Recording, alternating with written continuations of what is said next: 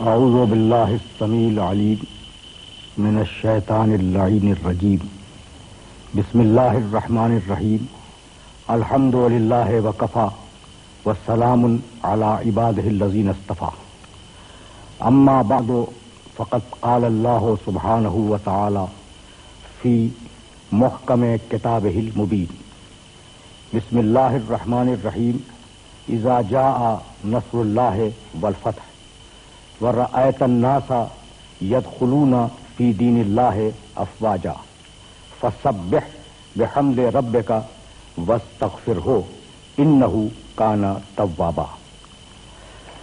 عزیزان محترم، سورۃ النصر قرآن مجید کے 30ویں پارے کا مشہور سورہ ہے، اور میں نے اس گفتگو کے لیے اس پورے سورے کی تلاوت کا شرف حاصل کیا۔ اس سورہ مبارکہ میں پروردگار عالم نے پیغمبر اکرم صلی اللہ علیہ وآلہ وسلم کو مخاطب فرما کر یہ ارشاد کیا کہ اذا جاء نصر اللہ، جب مدد آ جائے اور آ جائے گی، والفتح، اور جب فتح تمہارے نصیب میں ہو اور ہو جائے، تو جب فتح آ جائے، مدد آ جائے، ورأیت الناس، اور تم لوگوں کو دیکھو کہ یدخلون فی دین اللہ افواجا، کہ لوگ اللہ کے دین میں فوج در فوج داخل ہو رہے ہیں۔ تو جب مدد آ جائے، فتح آ جائے، اور فوج در فوج اور غول در غول لوگ دین اسلام میں داخل ہونے لگیں، تو اب تم کیا کرو؟ فسبح بحمد ربک، حبیب اپنے رب کی تسبیح کرو حمد کے ساتھ، واستغفرہ، اور طلب مغفرت کرو، انہ کان توابا، وہ بہت بڑا اور بہترین مغفرت کرنے والا اور بخشنے والا ہے۔ مجھے اس پورے سورہ مبارکہ میں سے فقط ایک لفظ پر اپنے محترم سننے والوں کو روک لینا ہے۔ فسبح بحمد ربک، اپنے رب کی حمد کے ساتھ تسبیح کرو۔ اب دو لفظ ہیں، تسبیح، حمد۔ تسبیح کے معنی پروردگار کی بے عیبی کا اعلان کرنا، تسبیح کے معنی ہے تنزیہ، کسی ذات کو بے عیب قرار دینا، اسے کہتے ہیں تسبیح۔ اچھا، تو اگر میں کہوں فلاں شخص جاہل نہیں ہے، جھوٹا نہیں ہے، غیبت کرنے والا نہیں ہے، تو آپ اس کی بے عیبی کا اعلان نفی میں کر رہے ہیں کہ یہ عیب اس میں نہیں ہے، یہ عیب اس میں نہیں ہے، یہ عیب اس میں نہیں ہے۔ تو تسبیح کے معنی ہے کسی ذات کو عیبوں سے دور قرار دینا، اور حمد کے معنی ہے کہ جو کمالات اس میں پائے جاتے ہیں ان کا اظہار کرنا۔ تو دو ہی صورتیں نا، کمالات کا اظہار ہو، عیبوں کی دوری کا اعلان ہو۔ تو فسبح بحمد ربک، دیکھو جب اللہ کی تعریف بیان کرو تو تسبیح کے ساتھ ہو۔ تعریف یعنی حمد تسبیح کے بغیر ممکن نہیں ہے۔ ہو سکتا ہے کہ ایک شخص میں کچھ صفتیں پائی جا رہی ہیں، لیکن اسی کے ساتھ یہ بھی ہو سکتا ہے کہ اس شخص میں بہت سے عیب پائے جا رہے ہیں۔ تو خدا کی ذات وہ بے عیب اور باکمال ذات ہے کہ اس میں نہ کسی عیب کا امکان ہے، نہ کسی کمال کے کم ہونے کا امکان ہے۔ اگر یہ بات واضح ہو گئی تو میں اپنے محترم سننے والوں کی خدمت عرض کروں کہ تسبیح کی اپروچ ہے منفی، اس میں تغیر نہیں ہے، منفی اپروچ ہے۔ اللہ میں تغیر نہیں ہے، اللہ زمان کے دائرے میں نہیں آتا، یہ نہیں کے ساتھ ہو رہا ہے۔ اللہ کسی مکان میں محدود نہیں ہوتا، اللہ کسی حادثے کا محل نہیں بنتا، اللہ کو کوئی زمان و مکان کا ٹکڑا گھیر نہیں سکتا۔ اب یہ جتنے بھی جملے میں نے عرض کیا نا، یہ تسبیح کے ہیں اور سب میں نہیں لگا ہوا ہے۔ اور اللہ قادر ہے، اللہ عالم ہے، اللہ علیم ہے، اللہ سمیع ہے، اللہ بصیر ہے۔ اب اس میں نہیں ہے، اس میں ہے۔ تو جہاں ہے ہو وہ ہے حمد، جہاں نہیں ہو وہ ہے تسبیح۔ اب دیکھیں فرق تسبیح اور حمد سمجھ آ گیا نا۔ تو اب حمد کے معنی تعریف کا بیان کرنا. دیکھیے جانا بہت دور ہے اور میں چاہ رہا ہوں کہ یہ لفظ حمد میرے محترم سننے والوں تک پہنچ جائے. قرآن میں آپ نے ہر ایک نے سنا ہوگا, دیکھا ہوگا کہ قرآن کا ایک سورہ شروع ہوتا ہے الحمدللہ رب العالمین سے, الحمدللہ سے, بسم اللہ الرحمن الرحیم الحمدللہ رب العالمین. تو ایک سورہ قرآن کا الحمد سے شروع ہوا, الحمدللہ رب العالمین. لیکن آپ اگر غور فرمائیں گے تو آپ کو اندازہ ہوگا کہ قرآن مجید کے 5 سورے الحمد سے شروع ہوئے ہیں. یہ ہے پروردگار عالم کی حمد کی اہمیت. سورہ انعام چھٹا سورہ ہے قرآن کا, بسم اللہ الرحمن الرحیم الحمدللہ الذی خلق السماوات والارض وجعل الظلمات والنور. حمد ہے اس اللہ کی, یعنی شروع ہو رہا ہے سورہ, حمد ہے اس اللہ کی جس نے آسمان و زمین کو خلق کیا, روشنیوں اور تاریکیوں کو قرار دیا. سورہ کہف بسم اللہ الرحمن الرحیم الحمدللہ الذی انزل علی عبدہ الکتاب لم یجعل لہ عوجا. حمد ہے اس اللہ کی, پہلی آیت ہے, حمد ہے اس اللہ کی جس نے اپنے بندے پر اس کتاب کو نازل کیا اور نہ بندے میں کوئی کجی رکھی نہ اس کتاب میں کوئی کجی رکھی. تو اب سورہ حمد, سورہ انعام, سورہ کہف, سورہ سبا بسم اللہ الرحمن الرحیم الحمدللہ الذی لہ ما فی السماوات و ما فی الارض ولہ الحمد. حمد اس اللہ کی کہ کائنات کا ذرہ ذرہ اس کی ملکیت میں ہے, ولہ الحمد, اور ساری حمد اس کی ملکیت ہے. تو اب یہ سورہ سبا. سورہ فاطر 35واں سورہ قرآن مجید کا, بسم اللہ الرحمن الرحیم الحمدللہ فاطر السماوات, الحمدللہ فاطر السماوات, حمد ہے اللہ کی جو آسمان کا خلق کرنے والا ہے. فاطر کے معنی خلق کرنے والا, عدم سے وجود میں لانے والا. تو 5 سورے ہیں قرآن مجید کے جن کا آغاز حمد سے ہوا. لیکن سورہ فاطر کو آپ سورہ فاطر کہتے ہیں, سورہ حمد نہیں کہتے. سورہ سبا کو سورہ سبا کہا جاتا ہے, سورہ حمد نہیں کہا جاتا. سورہ کہف کو سورہ کہف کہتے ہیں, سورہ حمد نہیں کہتے. وہ کیا خاص بات ہے سورہ حمد میں جس کی وجہ سے اسے سورہ حمد کہا گیا؟ تو بھائی بات یہ ہے کہ سورہ انعام ہو, سورہ فاطر ہو, سورہ سبا ہو, سورہ کہف ہو, یہ جو سورے جن کے اندر حمد سے آغاز کیا گیا ہے, ان میں مختلف موضوعات پہ گفتگو کی گئی. یعنی فقط حمد نہیں, مختلف موضوعات پہ گفتگو کی گئی. سورہ حمد وہ واحد سورہ ہے جو شروع سے لے کے آخر تک حمد الہی پہ مشتمل ہے. بسم اللہ الرحمن الرحیم, اللہ ہے, رحمان ہے, رحیم ہے. الحمدللہ رب العالمین, وہ اللہ رب العالمین ہے.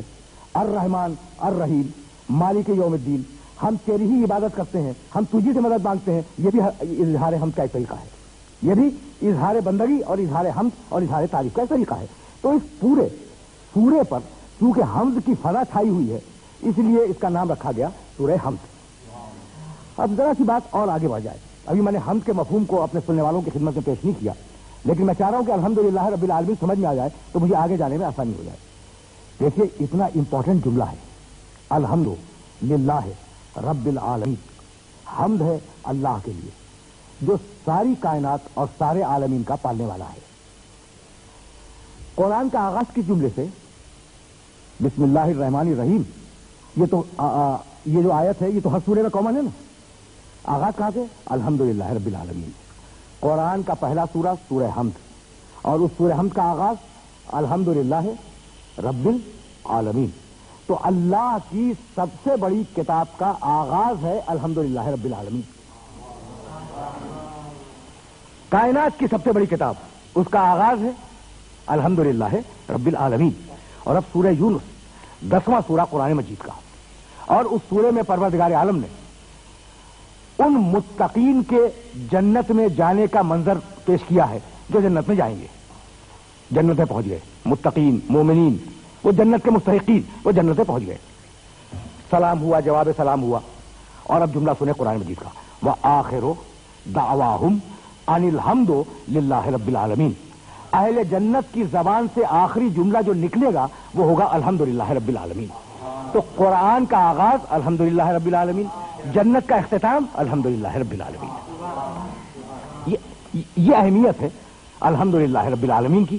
اب ہم تعریف بیان کرنا, لیکن نہیں, صرف تعریف بیان کرنا نہیں. اب ذرا سا میں سطح عمومی سے بات کو بلند کر رہا ہوں. الحمد हुवा सनाओ अलल जमीलिल इख्तियारी। इस बात को बहुत तवज्जो से समाप्त कीजिएगा। हम्द की तारीफ क्या है? हम्द की तारीफ यह है कि किसी शख्स के अच्छे इख्तियारी अमल पर उसकी तारीफ की जाए। यह है हम्द।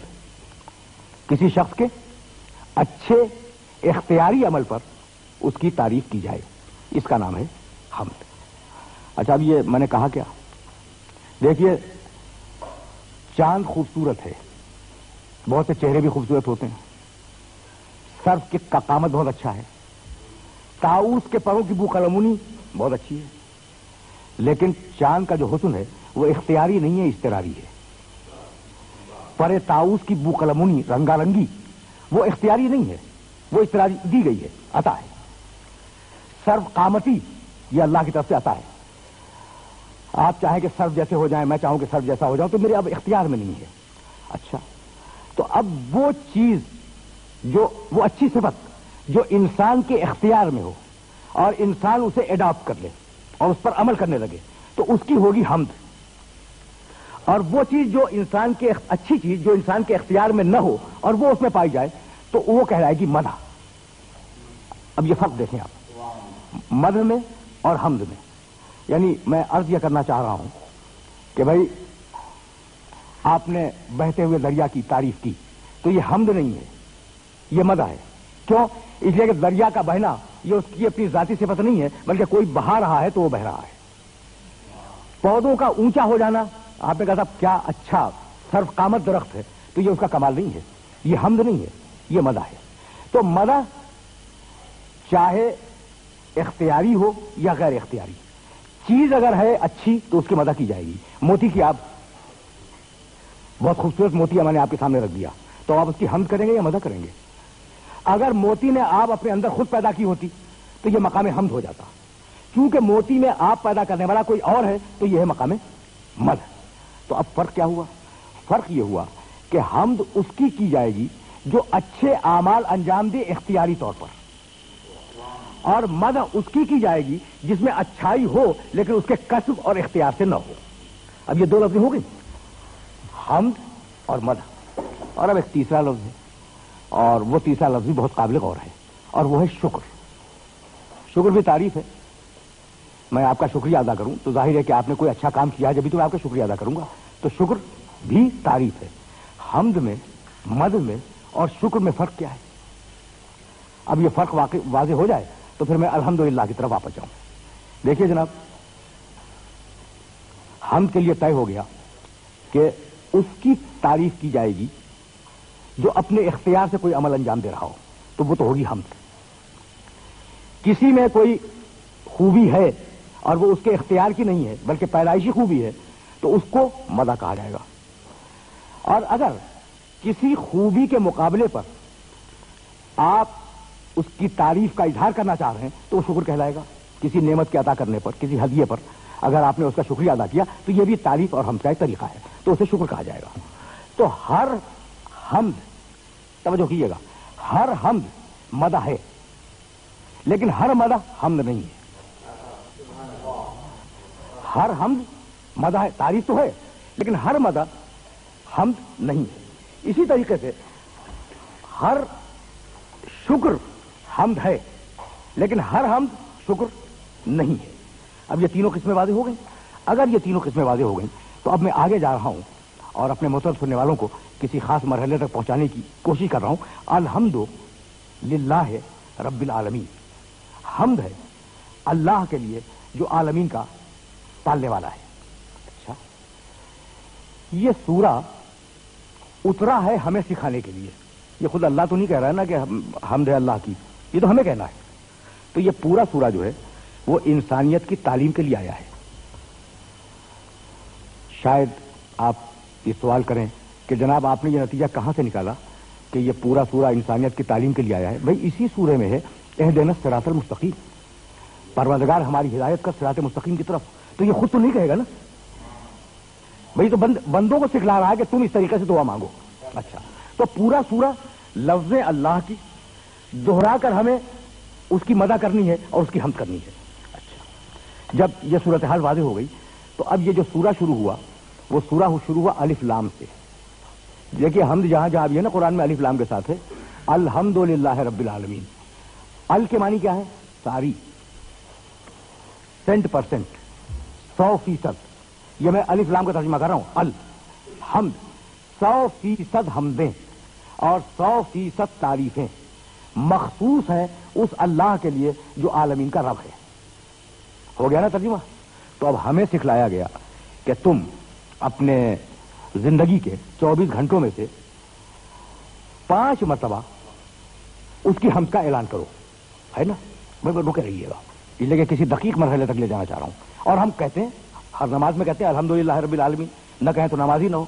اچھا اب میں پوچھنا چاہتا ہوں کہ پروردگار جب تو سکھلا رہا تھا تو یہ بھی تو ہو سکتا تھا نا کہ میں حمد کرتا ہوں اللہ کی جو عالمین کا پروردگار ہے. یہ ہو سکتا تھا یا نہیں؟ جملہ یہ نہیں ہے. میں حمد کرتا ہوں اللہ کی جو عالمین کا پروردگار ہے، یا ہم حمد کرتے ہیں اگر جماعت کی نماز ہو رہی ہو، ہم حمد کرتے ہیں اللہ کی جو عالمین کا پروردگار ہے. تو نہ اللہ نے یہ جملہ رکھا کہ میں حمد کرتا ہوں اور نہ اللہ نے یہ جملہ رکھا کہ ہم حمد کرتے ہیں. اس نے جملے کو فعلیہ تو رکھا ہی نہیں، کہا کہ حمد ساری مخصوص ہے اس اللہ کے لیے جو عالمین کا پروردگار ہے. تو میں حمد کرتا ہوں یہ کیوں نہیں رکھا؟ اس کا سبب یہ ہے کہ اگر یہ جملہ ہوتا کہ ہم حمد کرتے ہیں اللہ کی تو یہ تو ثابت ہو جاتا کہ ہم حمد کرتے ہیں، لیکن یہ ثابت نہ ہوتا کہ پوری کائنات بھی حمد کر رہی ہے. بڑی دقیق اور بڑی نازک منزل فکر ہے جہاں سننے والوں کو میں نے روک لیا ہے. نحمدو آ سکتا تھا، ہم حمد کرتے ہیں اللہ کی. بھائی کائنات کا ذرہ ذرہ اس کی تسبیح پڑھ رہا ہے، ہر ایک اپنے لسان استعداد سے اور اپنی زبان حال سے اللہ کی بے عیبی کو اور اللہ کی حمد کو بیان کر رہا ہے. تو اگر یہ ٹکڑا ہوتا کہ ہم حمد کرتے ہیں تو قرآن کی آفاقیت کے خلاف ہو جاتی بات، اور کائنات میں صرف ہم کرنے والے ثابت ہوتے، باقی کائنات کے متعلق کچھ ثابت نہ ہوتا. تو الحمد رکھ کر توجہ رکھیے گا، الحمد رکھ کر پروردگار نے یہ بتایا کہ بھئی حمد کا مستحق فقط وہ اللہ ہے. تو اب جتنے بھی حمد کرنے والے اس کائنات میں ہیں وہ سارے کے سارے حمد کرنے والے اس ایک اللہ ہی کی حمد کر رہے ہیں، چاہے وہ انسان ہو چاہے وہ دوسری مخلوق ہو. اللہ کہتے ہیں عدم سے وجود میں لانے والے کو، جو عدم سے وجود میں یعنی جس نے خلق کیا.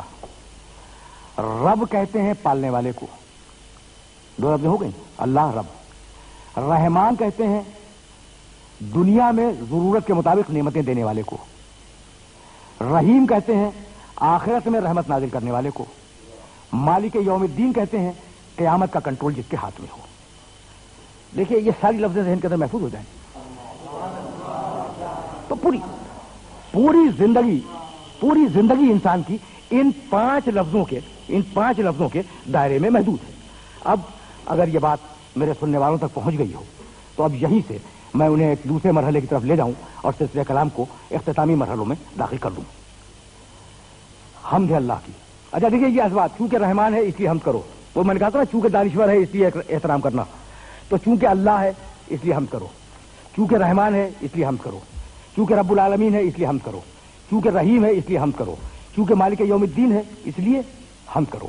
اسے الٹ کے دیکھ لیں، اور الٹ کے دیکھنے میں کوئی قباحت نہیں ہے.